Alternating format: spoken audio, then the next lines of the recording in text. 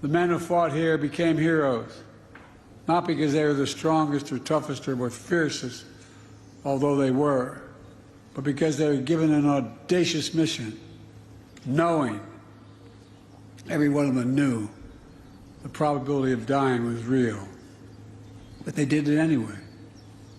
They knew, beyond any doubt, there are things that are worth fighting and dying for. Freedom is worth it. Democracy is worth it. America is worth it. The world is worth it. Then, now, and always. The war in Europe didn't end for another 11 months. But here, the tide turned in our favor. Here, we proved the forces of liberty are stronger than the forces of conquest. Here, we proved that the ideals of our democracy are stronger than any army or combination of armies in the entire world. We proved something else here as well, the unbreakable unity of the Allies. Here with us are men who served alongside the Americans that day, wearing different flags on their arms, but fighting with the same courage for the same purpose. What the Allies did together 80 years ago far surpassed anything we could have done on our own. It was a powerful illustration of how alliances, real alliances, make us stronger. A lesson that I pray we Americans never forget. Together we won the war. We rebuilt Europe, including our former enemies. It was an investment in what became shared and a prosperous future. We established NATO, the greatest military alliance in the history of the world. And over time, you got it, it is. And over time, we brought more nations into NATO, the NATO alliance, including the newest members, Finland and Sweden.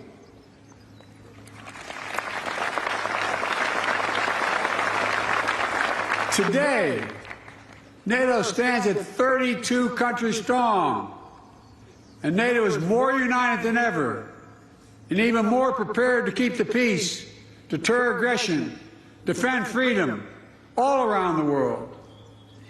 America has invested in our alliances and forged new ones, not simply out of altruism, but out of our own self-interest as well.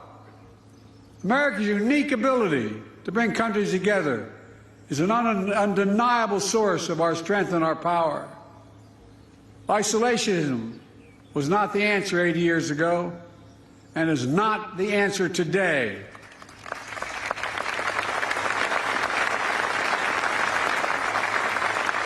We know the dark forces that these heroes fought against 80 years ago. They never fade. Aggression and greed, the desire to dominate and control, to change borders by force, these are perennial. The struggle between a dictatorship and freedom is unending. Here in Europe, we see one stark example.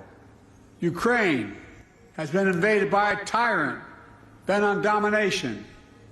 Ukrainians are fighting with extraordinary courage, suffering great losses, but never backing down.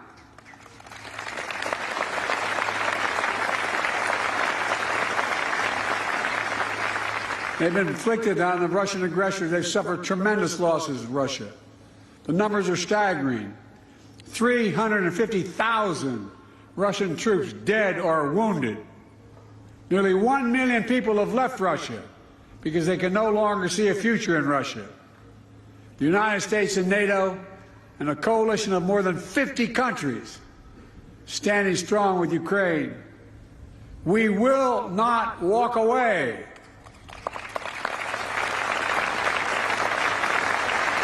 Because if we do, Ukraine will be subjugated, and it will not end there.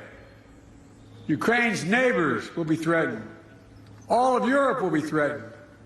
And make no mistake, the autocrats of the world are watching closely. to see what happens in Ukraine, to see if we let this illegal aggression go unchecked. We cannot let that happen. To surrender to bullies, to bow down to dictators is simply unthinkable.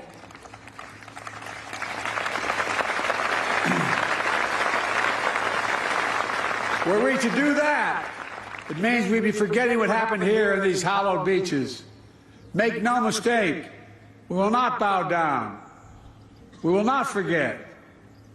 Let me end with this. History tells us freedom is not free. If you want to know the price of freedom, come here to Normandy. Come to Normandy and look. Go to the other cemeteries in Europe where our fallen heroes rest. Go back home to Arlington Cemetery. Tomorrow, I will pay respects at Pointe du Hoc. Go there as well and remember, the price of unchecked tyranny is the blood of the young and the brave.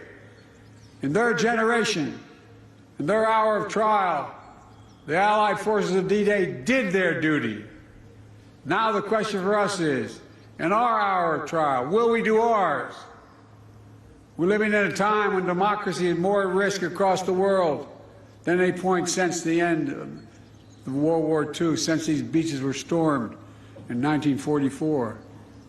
Now we have to ask ourselves, will we stand against tyranny, against evil, against crushing brutality of the iron fist?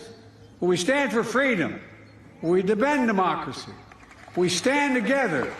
My answer is yes, and only can be yes.